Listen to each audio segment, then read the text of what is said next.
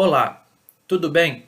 Dando continuidade à nossa série sobre pneumatologia paulina, nós veremos o Espírito e a Trindade, como Paulo a concebe. Inicialmente, é necessário que fique claro que quando pensamos na Trindade, falamos na Trindade, nós não estamos falando de três deuses. Nós não estamos falando de um triteísmo, ou seja, três deuses. Estamos dizendo que há um único Deus. Quando analisamos isso, vamos perceber que o Pai é Deus, o Filho é Deus e o Espírito é Deus. De modo que não há três deuses. Existe três pessoas, mas um único Deus. O que há é uma dança harmônica entre eles, o que ficou convencionado na história da igreja como pericorese. Todos compartilham da mesma essência divina. E repito, não são três deuses. É um Deus, Deus Pai, Deus Filho e Deus Espírito Santo, mas três pessoas. Bem, quando observamos Paulo, então, nós vamos perceber que Paulo é um monoteísta rigoroso, que nunca duvidou de que o Senhor teu Deus é o único Deus. Precisamos entender que Paulo foi um fariseu, que Paulo tinha com muita clareza a divindade do Pai a partir do Shema de Israel. Ouve, ó povo, o Senhor teu Deus é um único Deus, ou seja, há um único Deus. E isso fica claro, por exemplo, no texto de Filipenses, quando Paulo diz que ele foi zeloso, alguém que tinha por muito apreço a lei e era um zeloso relacionado à lei. N.T. Wright, quando lê o zelo de Paulo, faz uma relação direta com o Antigo Testamento, com aquele texto de Finéias.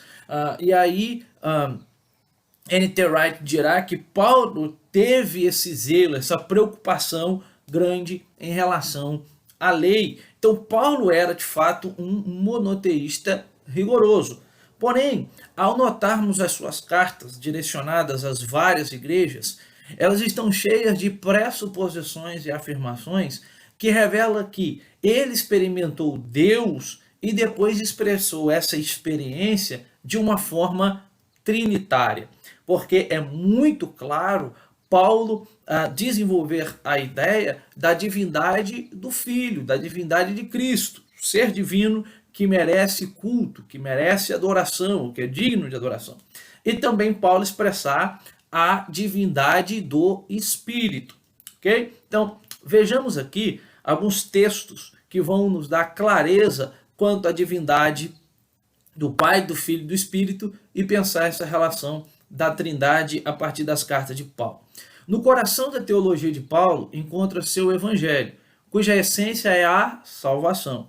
Deus salva um povo para seu nome, por meio da obra redentora de Cristo, ou seja, Cristo vem, morre, a fim de que ele é o homem perfeito que redime a humanidade, como diz Paulo, né? O segundo Adão pecou, Adão errou, mas Cristo acertou, né? Não teve falha, não teve pecado, e portanto ele consegue cumprir a obra redentora. Então Cristo vem realizar a sua obra redentora, redime a humanidade por meio do seu sangue, e essa obra ela é posta em prática por meio do Espírito, no seu papel de convencimento, de intercessão, de auxílio, de ajuda e de consolação. Dentre dos textos trinitários que nós vamos ler aqui, sem dúvida, um dos textos mais importantes é o capítulo 13, o versículo 14 da segunda carta canônica que Paulo direciona à igreja de Corinto. Então, esse texto, esse trecho, esse versículo, vai nos fornecer todos os tipos de chaves teológicas para entendermos o pensamento paulino sobre a salvação e sobre o próprio Deus. Você, com certeza, conhece esse texto, é comum nas reuniões dos cultos finalizar o culto com a bênção apostólica. E o texto diz: a graça do Senhor Jesus Cristo, perceba aqui que Cristo é o Senhor, tá? O ungido de Deus, e o amor de Deus e a comunhão do Espírito Santo seja com todos vós. Então, vamos dividir esse versículo aqui para a gente analisar cada parte. Primeiro, Paulo diz, a graça do nosso Senhor Jesus Cristo. Então você tem aqui Senhor Jesus Cristo, uma exaltação ao senhorio de Cristo, principalmente observar aqui que Corinto era uma colônia romana e como colônia romana havia a prática do culto ao imperador. E no culto imperial, o imperador era aclamado como Senhor, né, a partir de uma perspectiva de divindade. E aí Paulo dirá que esse Senhor, que esse Quírios, não é o imperador, esse Senhor é Jesus Cristo. Então, a graça de nosso Senhor Jesus Cristo expressa que foi o que deu expressão concreta ao que Paulo dirá posteriormente, ou seja, o amor de Deus. Então, o amor de Deus é revelado na obra expiatória de Cristo. O amor de Deus é revelado na morte de Jesus na cruz. Então, o Cristo que vem, o Cristo encarnado e morre na cruz, ele revela o amor de Deus e o desejo de Deus de estar próximo, mais próximo de nós. E aí a cruz de Cristo é essa ponte que nos conecta a Deus, visto que o pecado ele faz uma separação e a cruz é aquela que nos conecta, isso a partir do pensamento de Paulo. Logo, por meio do sofrimento e da morte de Cristo em favor dos seus amados. E aí nós temos a ênfase do amor de Deus. O amor de Deus é expressado em Cristo. E aí Paulo continua dizendo o amor de Deus. Ou seja, o fundamento da teologia de Paulo sobre a salvação é afirmado em outras passagens em que a ação de Deus ela é realizada a partir do amor de Deus pela humanidade. Então, por conta do seu amor, ele envia seu Filho, por conta do seu amor, ele envia o Espírito, e esse Espírito, então, nos traz a clareza, nos traz o esclarecimento de que Deus nos ama, nos faz entender que Deus nos ama. E, por fim, a participação no Espírito. Essa participação torna reais tanto a graça e também o amor e a graça na vida do crente e da comunidade. Então isso daqui é um dado interessante. É através da ação do Espírito que essa graça de Deus se torna real a nós. Essa clareza de que não há merecimento nas nossas ações, não há merecimento naquilo que eu falo, que eu faço, mas mesmo que não haja merecimento nas minhas ações, Deus é gracioso, Deus age de maneira graciosa, Deus age a partir de um favor, me dando um favor que eu não mereço, que é enviando o seu Filho, e isso também é uma demonstração do amor de Deus. Então nós temos o aspecto da comunhão, a comunhão do Espírito Santo. Então é por meio, é o meio pela qual o Deus vivo não apenas coloca o povo em um relacionamento íntimo com ele próprio, mas também é como os leva a participar de todos os benefícios da graça e da salvação. Então essa ação do Espírito nos leva a um relacionamento íntimo com Deus e nos leva também a participar dos benefícios relacionados à obra de Cristo. Então perceba que há uma relação direta aqui entre Pai, Filho e Espírito. Um dado interessante é que o apóstolo cita primeiro o Filho, a graça do Senhor Jesus Cristo, o amor de Deus e a comunhão do Espírito. Perceba que ele cita o Filho primeiro, né? Então, às vezes nós queremos corrigir, citar o Pai primeiro, mas isso fica claro que não há aqui um aspecto de subordinacionismo. Não quando falamos em trindade ontológica, a trindade enquanto trindade. Então, 1 Coríntios capítulo 12, versículo 4 ao 6, nós vemos também essa expressão trinitária. Paulo diz, ora, há diversidade de dons, mas o Espírito é o mesmo. E há diversidade de ministérios, mas o Senhor é o mesmo. E há diversidade de operações, mas é o mesmo Deus que opera tudo em todos. Aqui nós temos o Espírito, o Filho e o Pai, dentro dessa perspectiva. Efésios capítulo 4, versículo 4 ao 6. Paulo diz, há um só corpo e um só Espírito, como também foste chamado em uma só esperança da vossa vocação. Um só Senhor, uma só fé, um só batismo, um só Deus e Pai de todos, o qual é sobre todos e por todos e em todos. Espírito, o Filho e Deus, o Pai. 1 Tessalonicenses capítulo 1, 4 e 5.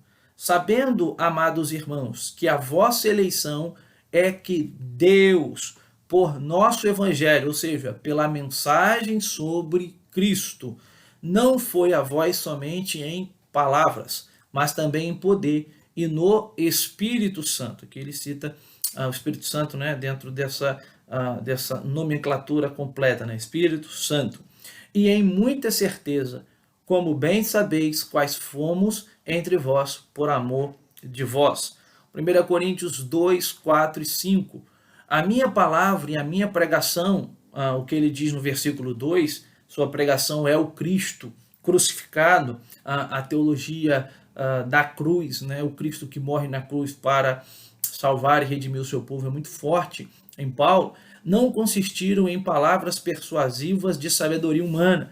Isso é interessante porque, como eu disse em outro vídeo, os coríntios, a cidade de Corinto valorizava muito a sabedoria humana, né, dos filósofos, enfim. Havia uma crítica muito grande à ignorância. Paulo vai dizer, olha, eu não fui ter com vocês por intermédio de sabedoria ou persuasão humana, capacidade retórica, de oratória, mas eu fui ter com vocês em demonstração do Espírito e de poder, como se ele tivesse dizendo que o convencimento relacionado à sua pregação não estava relacionado à sua capacidade de persuadir, de falar, mas estava relacionado à ação do Espírito na sua vida, para que a vossa fé não se apoiasse em sabedoria dos homens. Novamente essa relação, porque Paulo quer deixar claro que a sabedoria de Deus é contrária à sabedoria do mundo, representa loucura para o mundo, mas no poder de Deus. Novamente nós temos aqui o Cristo, o Espírito e o Deus Pai. 1 Coríntios 6:11, e é o que alguns têm sido, mas haveis sido lavados, mas haveis sido santificados. Deus, no caso aqui, é o sujeito, tá? Da ação, mas haveis sido justificados em nome do Senhor Jesus e pelo Espírito do nosso Deus. Novamente, esse texto pressupõe uma relação trinitária. 2 Tessalonicenses 4:16. Mas devemos sempre dar graças a Deus por vós, irmãos amados do Senhor. Então, Deus, Senhor, por vós ter Deus elegido desde o princípio para a salvação, em santificação do Espírito e fé da verdade. 1 Coríntios 6, 19 e 20. Ou não sabeis que o nosso corpo é o templo do Espírito Santo, que habita em vós, proveniente de Deus, e que não sois de vós mesmos, porque fostes comprados por bom preço, ou seja, por Cristo. Vai tratar isso no capítulo 7, versículo 22 e 23. Glorificai, pois, a Deus no vosso corpo e no vosso espírito, os quais pertencem a Deus. Romanos 8, 3 e 4. Portanto, o que era impossível à lei, visto como estava enferma pela carne, Deus, enviando o seu Filho, ou seja, Cristo, em semelhança da carne do pecado, pelo pecado condenou o pecado na carne, para que a justiça da lei se cumprisse em nós, que não andamos segundo a carne, mas segundo o Espírito. Bem, finalizando então, como podemos concluir esse entendimento de Paulo relacionado à Trindade e o Espírito? Primeiro, a partir da teologia de Deus, o Espírito deve ser reconduzido à Trindade. Nós não devemos desmerecer, desqualificar, desprestigiar a pessoa do Espírito. O Espírito é Deus, assim como o Pai é Deus e o Filho é Deus. E, portanto, nós devemos entender essa relação trinitária, Pai, Filho e Espírito. Nos nossos cultos, liturgias, nós não devemos desmerecer o Espírito.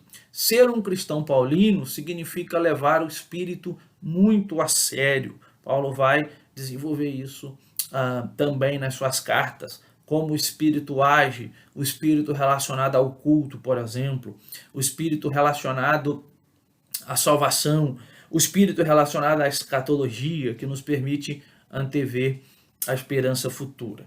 Por fim, Deus como Trindade, incluindo o Espírito Santo, é o fundamento tanto de nossa unidade quanto de nossa diversidade na comunidade dos que creem. Bem, então nós temos aqui ao longo das cartas de Paulo, é claro que existem outros textos, né? Eu acabei não colocando para não ficar cansativo e enfadá-los, mas somente os textos que colocamos aqui nos dá o suporte e o subsídio necessário para entendermos que Paulo expressa a ideia clara da Trindade. Por mais que Paulo não use a expressão Trindade, mas Paulo tem com clareza a divindade do Pai, a divindade do Filho e a divindade do Espírito Santo. Todavia, que fique claro que nós não temos três deuses, Paulo entende dentro de uma perspectiva monoteísta. É um Deus e três pessoas. Ok? Um abraço a todos e até a próxima.